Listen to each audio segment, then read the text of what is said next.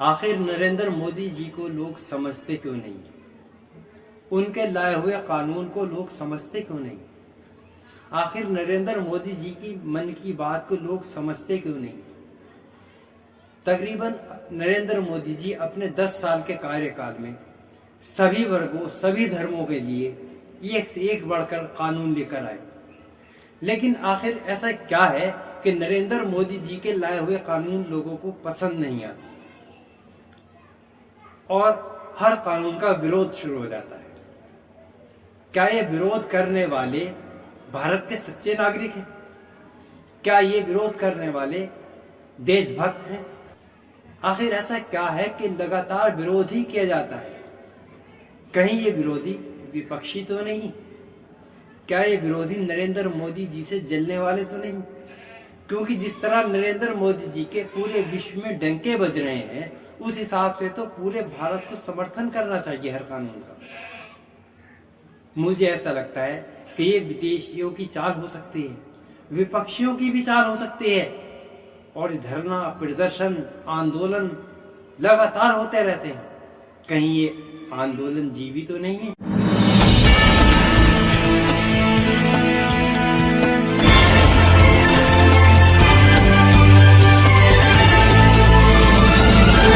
8 नवंबर 2016 एक आकाशवाणी हुई। आज रात बस 2 लफ्ज ही सुने और विरोध करना शुरू कर दिया। जबकि ये एक ऐसा कानून था, एक ऐसा नियम लेकर आए थे जनता के लिए सौगात लेकर आए थे नरेंद्र मोदी जी, जिससे आतंकवाद की कमर टूट जानी चाहिए थी। आतंकवाद की कमर तोड़ने के लिए ये कानून लेकर आए थे। काला धन इकट्ठा करने के लिए ये कानून लेकर आए थे। लेकिन इसका भी विपरीत ही हुआ। जी हां, आप समझ गए होंगे, मैं नोटबंदी की बात कर रहा हूं। नोटबंदी का असर दरअसल धनवान लोगों पर होना था, काले धन वालों पर होना था। लेकिन कहीं भी विरोध करते हुए धनवान लोग नजर नहीं आए, गरीब लोग इसका विरोध करते नजर आए, बैंकों में लाइनें लगाते नजर आए, मालदार लोग नहीं है। ये लाइनों में लगने वाले लोग, क्या ये आंदोलन जीवी हो सकते हैं?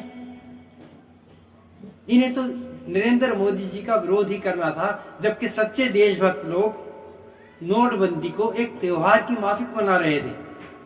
सभी टीवी चैनलों ने ये बात बताई, न्यूज चैनलों ने, कि लोग इसे पर्व की तरह मना रहे हैं। लेकिन तमाम लोग इसके विरोध में उतर आए, जबकि इससे आतंकवाद की कमर टूट जानी थी। और नरेंद्र मोदी जी ने अपना कदम पीछे नहीं उठाया और नोटबंदी लागू कर दी, जिसका परिणाम आप देख रहे हैं।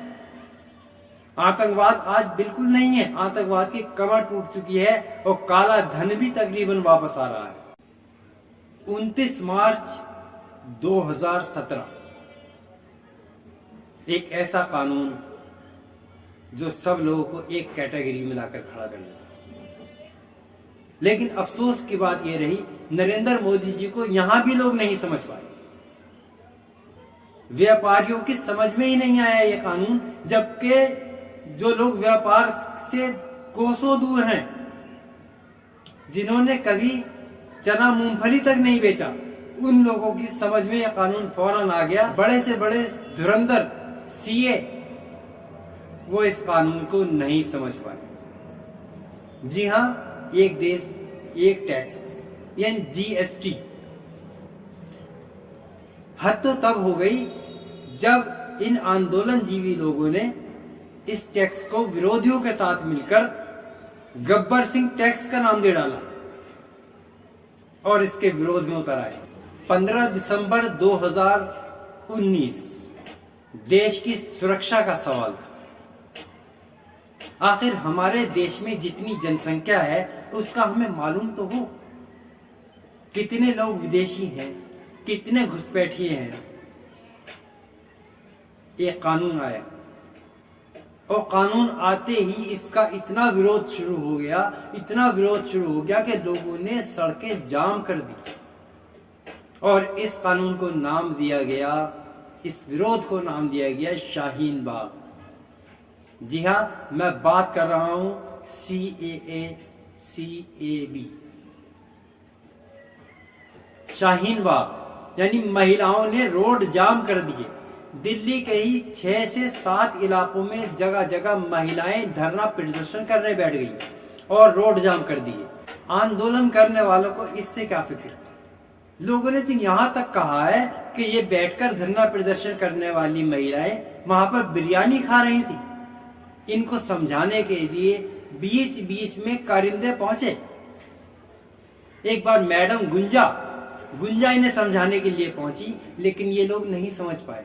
जामिया मिल्ला इस्लामिया में इन आंदोलन जीवियों को समझाने के लिए गोपाल जी पहुंचे, लेकिन ये लोग नहीं समझ पाए और आंदोलन जारी रखा। आखिर पता होना चाहिए हमारे देश में कितने मेरे अपने लोग हैं, कितने गैर लोग हैं, यही तो पता करना था। जो गैर लोग थे, जो घुसपैठिए थे, उन्हें देश से बाहर खदेड़ देना चाहिए। इसी का नाम CAA भी था, लेकिन इसका भी विरोध किया गया। आखिर नरेंद्र मोदी जी को लोग समझ क्यों नहीं पाए। 5 अगस्त 2019 एक और कानून नरेंद्र मोदी जी लेकर आए, यानी 370A। एक ऐतिहासिक दिन था, यानी इस कानून के तहत समस्त भारत के नागरिकों को एक अधिकार देना था और एक पुराने तुगलकी कानून को खत्म करना था। यानी वो कानून ये था कि भारत का कोई नागरिक कश्मीर में जाकर जमीनें नहीं खरीद सकता। आखिर क्या भारत का हिस्सा नहीं है कश्मीर? क्या ये भेदभाव नहीं था? नरेंद्र मोदी जी इस भेदभाव को मिटाना चाहते थे, लेकिन कश्मीर वालों की ये बात समझ ही ना आई। वो समझ ही ना सके कि अपना घर बार बेचकर, अपनी जमीनें बेचकर वो कितना धन दौलत पैसा इकट्ठा कर धनवान हो सकते थे। तमाम विरोध जताया गया, लेकिन नरेंद्र मोदी जी ने अपने सशक्त नेतृत्व से इस कानून को लागू किया और आज कश्मीर में शांति है। लाल चौक जहां पर भारत का झंडा तक नहीं फहराया जाता था, आज वहां पर आजादी के गीत गाए जाते हैं। 1 अगस्त 2019 मुसलमानों के हित में लाया गया एक कानून, 3 तलाक। आखिर क्यों महिलाओं को प्रताड़ित करने के लिए ये लोग आतुर हैं। मोदी जी ने मुस्लिम महिलाओं को सम्मान दिलाने के लिए यह कानून पारित किया। अगर 3 तलाक दिएगा तो उसे कानून में प्रावधान होगा, उसे जेल हो जाएगी। मुसलमानों के हित में लाया गया एक ऐसा कानून जिससे मुस्लिम महिलाओं को सम्मान मिलना था, इसका भी विरोध हो। अफसोस की बात यह रही कि नरेंद्र मोदी जी को तो लोग समझ ही नहीं पा रहे और मुसलमानों की समझ में यह कानून आया ही नहीं। यह कानून था 3 तलाक खत्म करना। और हाँ, मुसलमान इस कानून को समझ ही नहीं सके, 3 तलाक वाले को, और यह कानून फौरन उन लोगों की समझ में आ गया जिनकी डिक्शनरी में तलाक नाम का शब्द ही नहीं है। आखिर क्यों तलाक देना चाहते हो? बगैर तलाक दिए अगर आप रुखसत हो जाते तो ये आपके फायदे की ही बात है। नरेंद्र मोदी जी आपके फायदे के लिए ही कानून लाए थे। तलाक देकर छोड़ोगे, जेल अलग होगी, जुर्माना अलग होगा।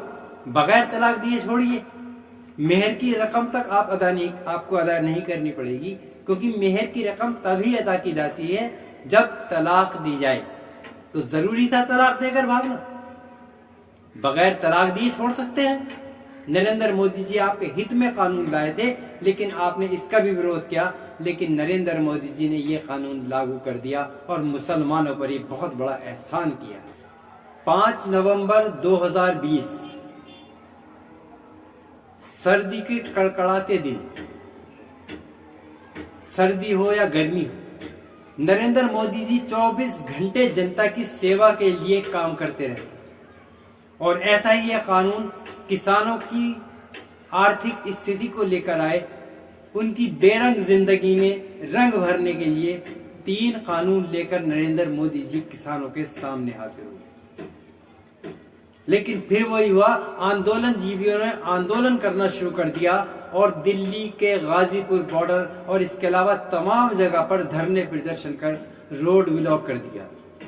यानी हिंदुस्तान का दिल कहे जाने वाले दिल्ली की सीमाओं को सील कर दिया गया और आमोदरफ्त पर बैन लगा दिया। जी, ये कानून था किसान कानून, जिसे काले तीन कानून का नाम दिया गया। जब मोदी जी ने देखा कि हमारे किसान भाई किस तरह बदरंग जिंदगी गुजार रहे हैं, तो उनके भले के लिए कानून लेकर आए। लेकिन अफसोस की बात, ये कानून किसानों की समझ में नहीं आया और ये कानून उन लोगों की बहुत जल्दी समझ में आ गया जिनके पास खेती की 1 इंच तक जमीन नहीं। वो इस कानून के पक्ष में फौरन खड़े हुए। दिल्ली के गाजीपुर बॉर्डर पर ही 378 दिन तक ये धरना चलता रहा। क्या इस धरने को विदेशी फंडिंग नहीं हो रही थी? आखिर ये लोग सड़कों पर बैठे दावतें कहां से उड़ा रहे थे? इस बात को जिसने भी उठाया उसे लठिया दिया गया, गुतिया दिया गया, कई को तो जुतिया भी दिया गया। इस आंदोलन में तकरीबन 605 लोग मारे गए। 605 लोगों की हत्या कहूंगा मैं तो। 605 लोग मारे गए, लेकिन इन्हें उसका दुख नहीं। इन्हें तो आंदोलन करना था। नरेंद्र मोदी जी से इन लोगों की क्या पर्सनल दुश्मनी है कि जो भी कानून लेकर आते हैं उसका विरोध करना शुरू कर देते हैं। जबकि यह कानून किसानों की जिंदगी को बहुत अच्छा बनाने के लिए आया था। अफसोस ये लागू ना हो सका और नरेंद्र मोदी जी ने जनता का सम्मान करते हुए इस कानून को भी होल्ड पर रख दिया। यह समझना नहीं चाहती। अब कहते हैं कि हैप्पी न्यू ईयर, नया साल मुबारक हो। अपने ड्राइवर भाइयों का ख्याल आया, उनकी जिंदगी सुधारने के लिए हिट एंड रन नाम का कानून लेकर आया। इस कानून का क्या हुआ, आगे क्या होगा, जाहिर सी बात है विरोध ही होगा। इस कानून के बारे में पूरी जानकारी दूंगा अगले वीडियो में, क्योंकि अभी आज ही इस कानून की घोषणा हुई है। अगर आपने हमारा चैनल अभी तक सब्सक्राइब नहीं किया तो YouTube पर सब्सक्राइब कीजिए। फेसबुक पर अगर आप हमें देख रहे हैं तो हमारे चैनल को फॉलो जरूर करें। ABN तेज शहरियार मोहम्मदी के साथ।